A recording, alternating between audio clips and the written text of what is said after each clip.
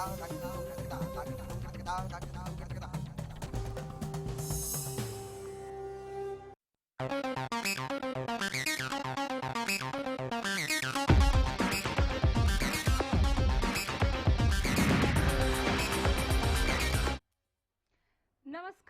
विशेष देख रहे आप, आपके साथ मैं हूं अनामिका अजय मिश्रा।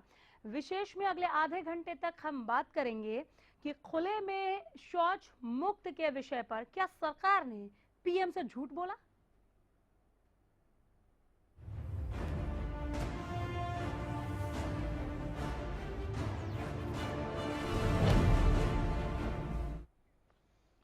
जी हाँ, खुले में शौच पर झूठ खुल्लम खुल्ला। 1 नवंबर को प्रदेश के स्वर्ण जयंती समारोह में सरकार ने 8 जिलों को खुले में शौच मुक्त होने का दावा किया था, लेकिन जमीनी हकीकत आज भी काफी डरावनी है।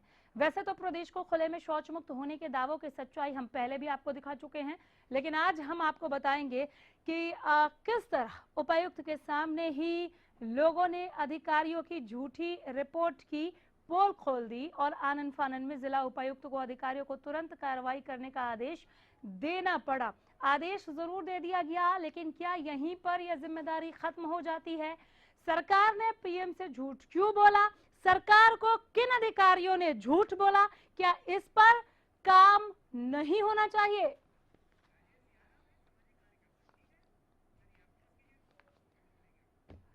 तो खुले में शौच पर झूठ खुल्लम खुल्ला, और ये किसकी गलती के चलते हुआ, इसे लेकर हम बात करेंगे। हमारे साथ राजेश यादव जी हैं, आप सामाजिक कार्यकर्ता हैं। नमस्कार सर, बहुत स्वागत है हरियाणा न्यूज के स्टूडियो में आपका।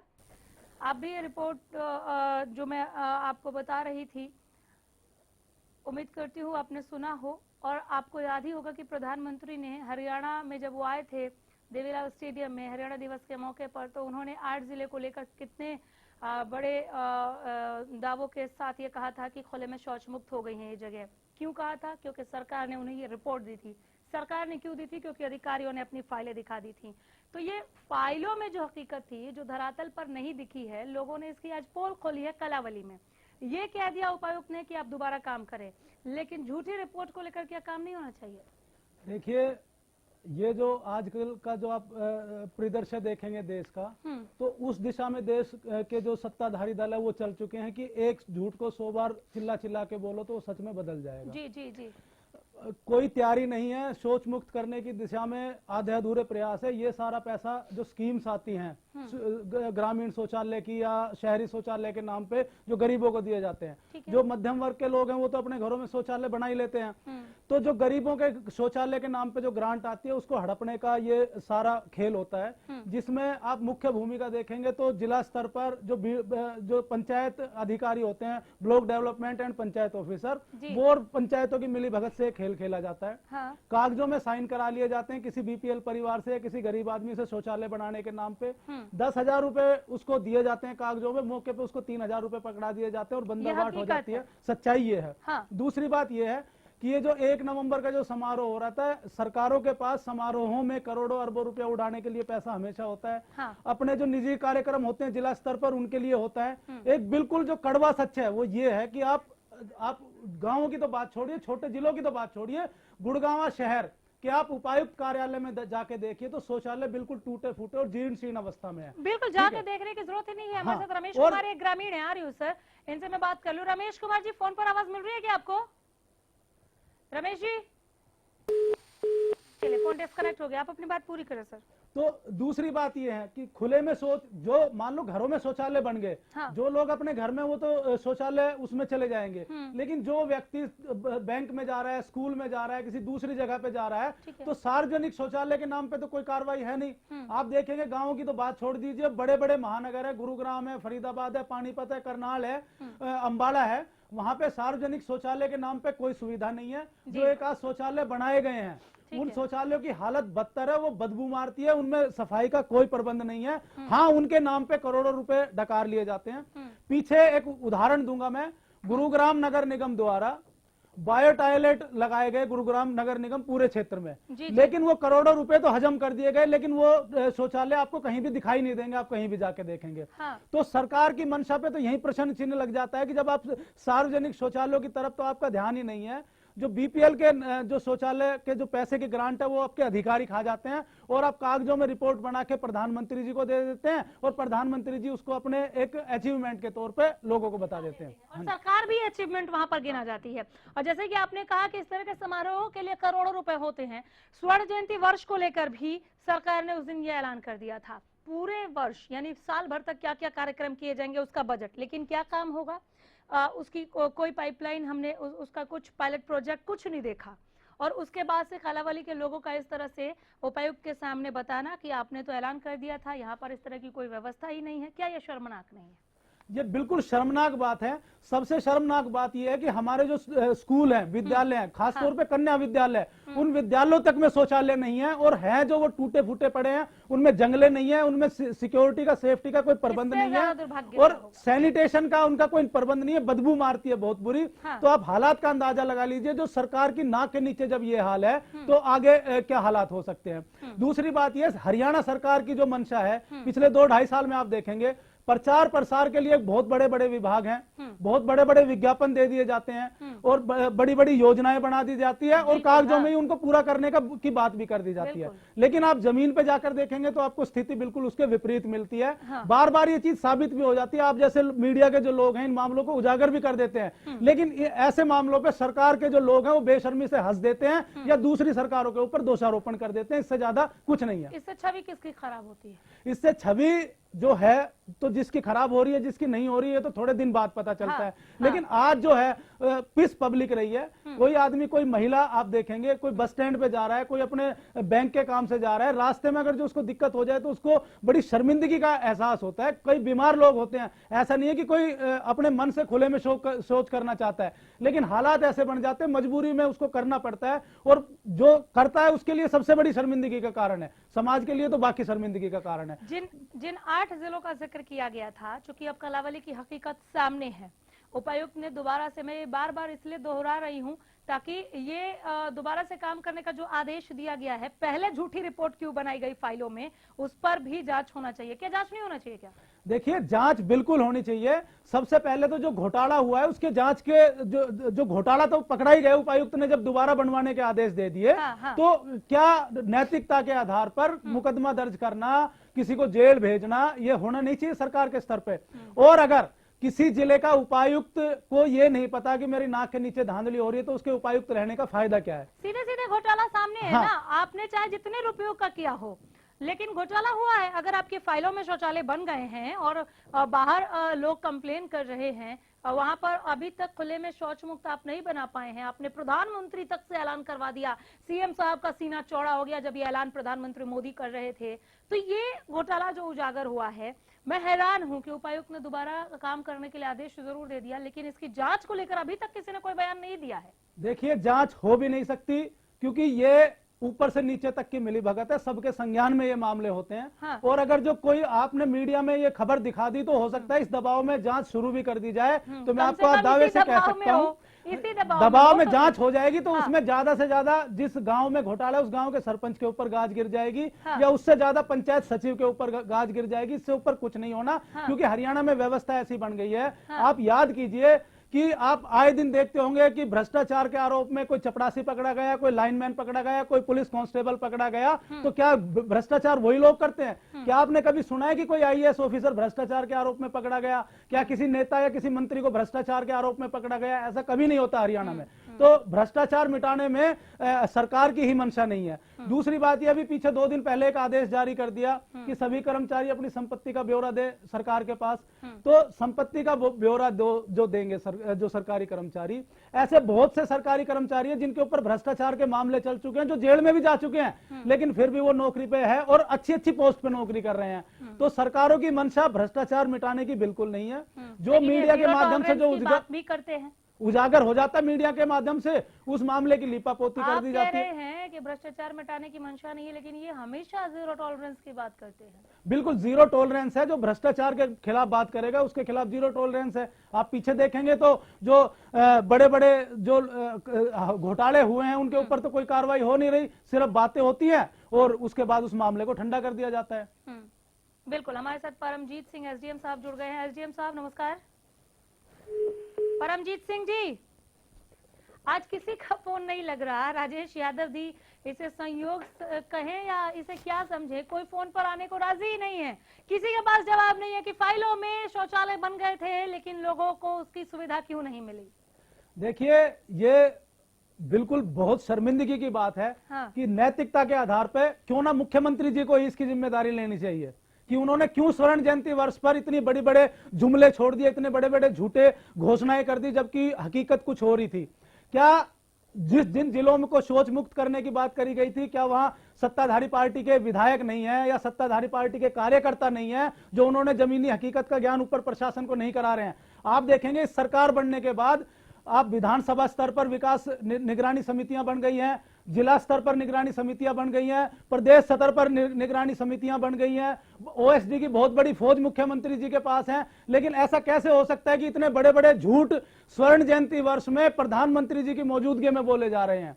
तो ये तो छोटे अधिकारी है, तो घोटालेबाजी है, इनके तो ये तो बोल नहीं सकते कभी भी। लेकिन क्या हरियाणा सरकार नैतिकता के आधार पर जिम्मेदारी लेगी इस काम के लिए? तहसीलदार रामचंद्र इस वक्त हमारे साथ फोन लाइन पर है। उम्मीद करती हूँ कम से कम इनसे तो बात हो जाए। तहसीलदार साहब, आवाज मिल रही है क्या आपको? लीजिए, इन्होंने भी फोन डिस्कनेक्ट कर दिया। जैसा कि मैंने कहा, किसी के पास कोई जवाब ही नहीं है। फोन पर बात भी करेंगे तो क्या करेंगे। हमारी टीम लगातार जुटी हुई है, फोन किया जा रहा है इन सभी को जिनसे हम जवाब ले सकते हैं कि आखिर इस तरह की झूठी रिपोर्ट कहां से बनाई गई, अधिकारियों तक ये रिपोर्ट कैसे, अधिकारियों ने इस पर क्या काम किया, और अधिकारियों ने सीएम को ये रिपोर्ट दिया, प्रदेश सरकार ने प्रधानमंत्री को ये रिपोर्ट दिया और पीएम ने खुद ऐलान किया।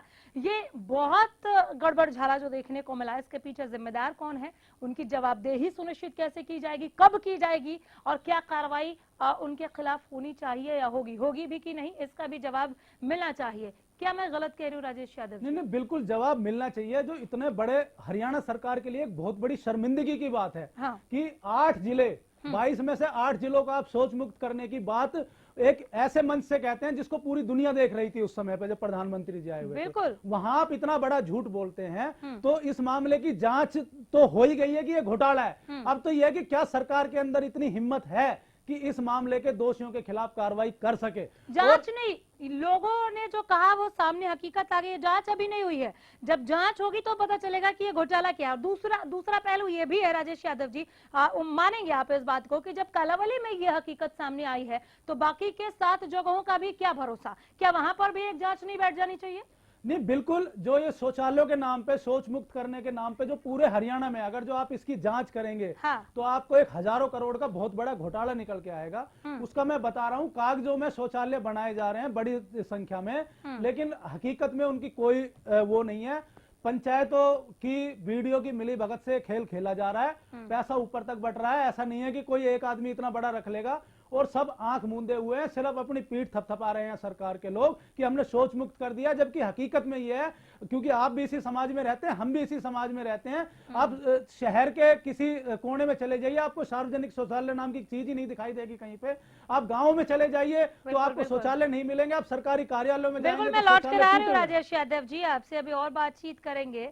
लेकिन उससे पहले, जैसे कि आप कह रहे हैं, खुले में शौच मुक्त पर खुल्लम खुल्ला झूठ अब सामने है, तो इसे लेकर सरकार की ओर से क्या प्रतिक्रिया आती है ये भी देखना दिलचस्प होगा। एक छोटा सा ब्रेक ले रहे हैं, लौट रहे हैं।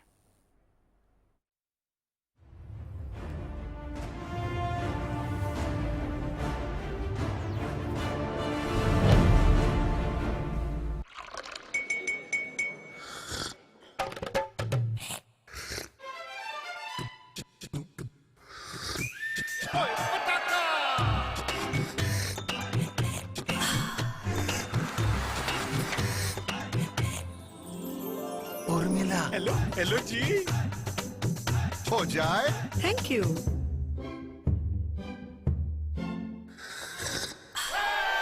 पताका चाय,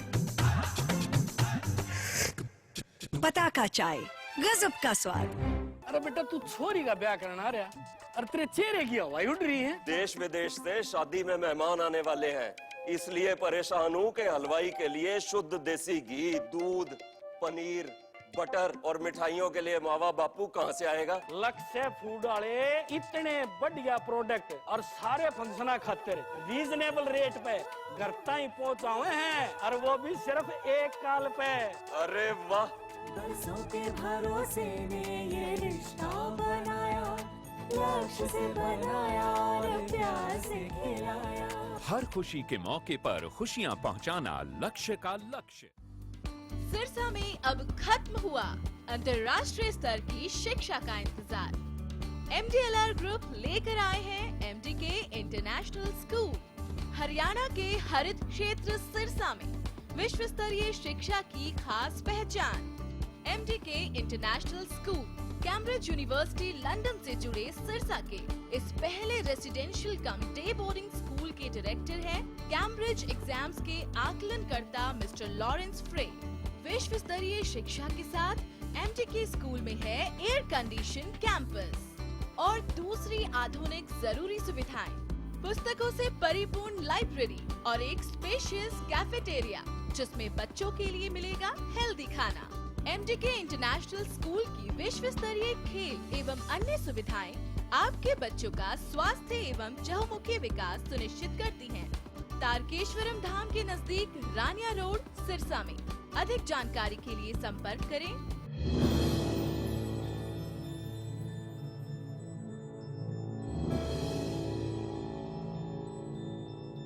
अब आपके शहर बहादुरगढ़ में JD celebration banquet with lawn. यहाँ आप कर सकते हैं कॉर्पोरेट फंक्शन से लेकर किटी पार्टी और शादी ब्याह तक। सभी तरह के प्रोग्राम्स के लिए बेहतरीन लॉन और हॉल, साथ ही रूम फैसिलिटीज भी अवेलेबल हैं। एकदम शुद्ध वातावरण के साथ फुल AC और सभी के लिए पार्किंग लॉट, और वो भी बिल्कुल अफोर्डेबल प्राइस में।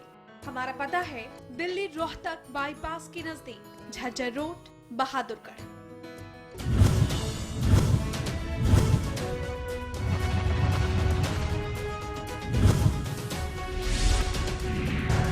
छोटी सरकार शनिवार और रविवार शाम 7 बजे। स्मूथ ड्राइविंग के लिए पेश है एडवांस तकनीक से निर्मित एरोबॉल लुब्रिकेंट्स। इंजन में ताकत लाए, माइलेज बढ़ाए। एरोबॉल लुब्रिकेंट्स, इंजन में भर दे दम। अब बहादुरगढ़ में सुपर स्पेशलिटी ब्रह्मशक्ति संजीवनी हॉस्पिटल। 10 सालों से इस इलाके की लोगों की सेवा हम कार्यरत हैं। कंप्लीट मेडिकल केयर एक ही छत के नीचे। झज्जर डिस्ट्रिक्ट की इकलौती कैथ लैब है। 24 आवर कार्डियोलॉजिस्ट की टीम, सभी super specialist, surgeon, physician, gynaecologist, orthopaedic surgeon, paediatrician. 24 घंटे cath lab, dialysis, blood bank, CT scan, ultrasound, advance pathology lab, ENT and eye surgery भी उपलब्ध है। हमारा पता है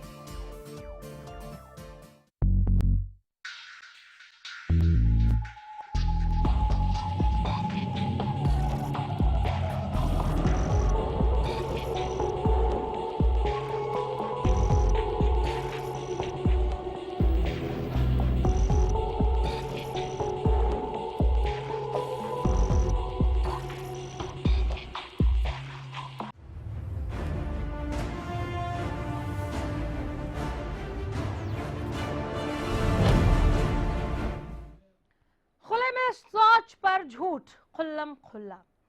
इस पर हम बात कर रहे हैं विशेष में हमारे खास मेहमान अभी भी हमारे साथ राजेश यादव जी हैं। राजेश जी, ब्रेक के दरमियान भी काफ़ी दिलचस्प बातचीत हम लोग कर रहे थे इस विषय को लेकर। अब आप देखिए कि सरकार को पहले से ही कई मोर्चों पर घेरा गया है। क्या एक और मौका सरकार ने हाथ में नहीं दे दिया? जैसे आप स्वच्छ भारत अभियान की बात करते हैं, लेकिन स्वच्छता को लेकर क्वेश्चन मार्क, नोटबंदी की मुहिम काला धन को उजागर करने के लिए, उस पर रोक लगाने के लिए, लेकिन उस पर भी व्यवस्था क्यों नहीं थी, ये क्वेश्चन मार्क। और ऐसे में इस तरह के तमाम दूसरी बातों का जिसका आप ऐलान कर चुके हैं कि ये हो गया है, ये झूठा साबित होना, क्या ये बीजेपी की छवि के लिए कुछ ज्यादा ही नुकसानदायक नहीं होगा? इस तरह से अगर लोगों का भरोसा टूटेगा, जैसे कि ये चीज झूठा साबित हो गई कि PM तक से आपने ऐलान करवा दिया, लेकिन हकीकत यहाँ पर कुछ भी नहीं है, कागजी तौर पर आपने कुछ किया होगा तो किया होगा, क्या लोगों का भरोसा टूटना, ये सब, इन सब चीजों को आप बीजेपी के लिए किस तरह से देखते हैं? बिल्कुल, आपने बहुत सही बात कही कि आप स्वच्छ अभियान की, भारत अभियान की बात करेंगे।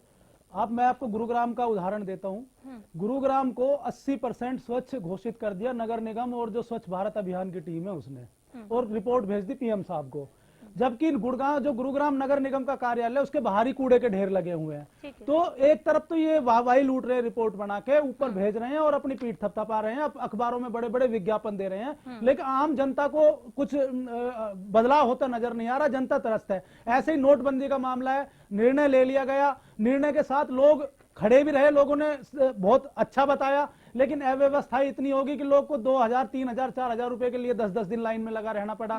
तो सरकार का क्या कर रही है, घोषणाएं कर देती है, लेकिन उस घोषणा के बाद जो उसके एक्शन रिएक्शन होते हैं उसके ऊपर कंट्रोल सरकार का है नहीं, और इससे सरकार की छवि बहुत धूमिल हो रही है। बात करना बहुत जरूरी है ऐसे में सरकार से। हमारे साथ बीजेपी से संजय शर्मा जी इस वक्त फोन लाइन पर है। संजय जी नमस्कार। संजय जी जी।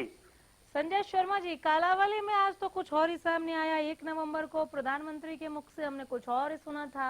8 जिलों को खुले में शौच मुक्त घोषित किया गया था। कालावली की जो रिपोर्ट थी 100% खुले में शौच मुक्त बताया गया था, लेकिन आज यहाँ पर ये झूठ लोगों ने उपायुक्त के सामने रख दी। उपायुक्त ने दोबारा से काम करने के आदेश भी दे दिए, लेकिन ये झूठी रिपोर्ट क्यों? देखिए, ये जो सपना मोदी जी ने देखा है देश को शौच मुक्त करने का, या स्वच्छ बनाने का, खुले में शौच खुले में शौच का, ये सपना मोदी जी का नहीं, बल्कि मोदी जी तो महात्मा गांधी जी के सपने को पूरा करने में लगे हुए हैं। क्योंकि महात्मा गांधी जी चाहते थे कि भारत में सर क्या चाहते थे, क्या सपना था, वो आपको भी स्पष्ट है, हमें भी स्पष्ट है। झूठी रिपोर्ट क्यों पेश की गई? क्या सरकार ने पीएम से झूठ बोला? अधिकारियों की झूठ जब जो ये उजागर हो गई, इस पर क्या एक्शन लेंगे? सर संक्षेप में जवाब। नहीं, ये जो अगर किसी ने झूठी रिपोर्ट दी है तो उसकी कार्रवाई इसके खिलाफ की जाएगी। ये क्लियर हो गया है कि झूठी ही रिपोर्ट है। हाँ, नहीं, अगर झूठी रिपोर्ट आप बता रहे हो कि ऐसा है, अभी मेरे तो संज्ञान में नहीं है ना, आप बता रहे हो अगर ऐसा है मामला, अगर ऐसा है तो सरकार जिस भी अधिकारी ने, जिस भी कर्मचारी ने इस तरह की कोई झूठी रिपोर्ट सरकार तक पहुंचाई है तो उसके खिलाफ सख्त से सख्त कार्रवाई की जाएगी, किसी को बख्शा नहीं जाएगा। क्योंकि सरकार की सोच काम करने की है, सरकार की सोच झूठी भावना लेने की नहीं है। इसीलिए सवाल पूछ रहे हैं, यहाँ काम हुआ नहीं। बलकौर सिंह हमारे साथ संजय शर्मा जी आ रही हूँ, कालावली की खबर है, कालावली से विधायक बलकौर सिंह हमारे साथ आ रही हूँ। संजय शर्मा जी, बलकौर जी से जवाब देना बहुत जरूरी है। बलकौर सिंह, ये कालावली में क्या हो रहा है? अधिकारियों ने खुले में शौच मुक्त को लेकर झूठी रिपोर्ट क्यों बनाई? क्या आपके संज्ञान में ये मामला नहीं था? नहीं था तो क्यों नहीं था?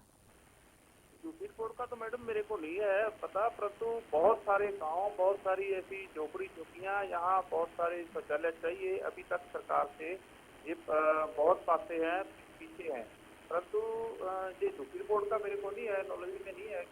आपको अभी भी नहीं पता?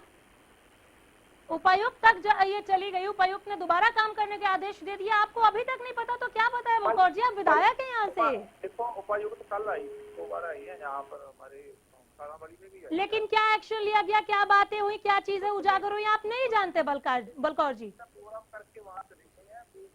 मेरे को ना तो सरकार ने जहाँ कहीं बुलाया प्रोग्राम में शामिल करने के लिए मुझे कहा गया है।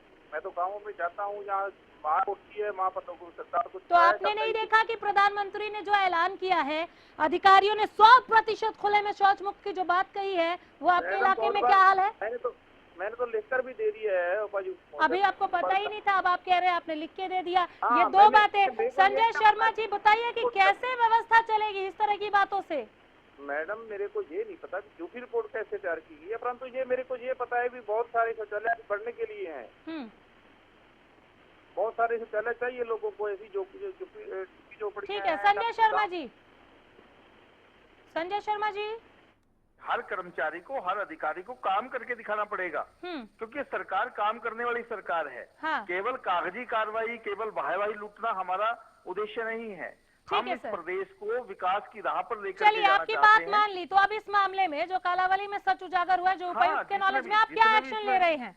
जिसकी भी लापरवाही इसमें है, जिसने भी गलत रिपोर्ट दी है, उसके खिलाफ कार्रवाई होगी। ठीक है, इस कार्रवाई पर मैं आपके पास लौट कर आऊंगी, क्या कार्रवाई की। बहुत शुक्रिया सर, आपका ये भरोसा मिला। हम चाहते थे कि इस पर सरकार काम करे। राजेश यादव जी, और विस्तृत बातचीत हो सकती थी इस पर, लेकिन अभी फिलहाल यही रुक जाते हैं हम संजय शर्मा के इस भरोसे पर भी। समय भी हमें इजाजत नहीं देता आगे बढ़ने के लिए। बहुत शुक्रिया आप सभी का इस तमाम बातचीत के लिए। और इसी के साथ विशेष में हम यही रुकेंगे, लेकिन आगे भी बने रहिए हमारे साथ, देखते रहिए हरियाणा न्यूज।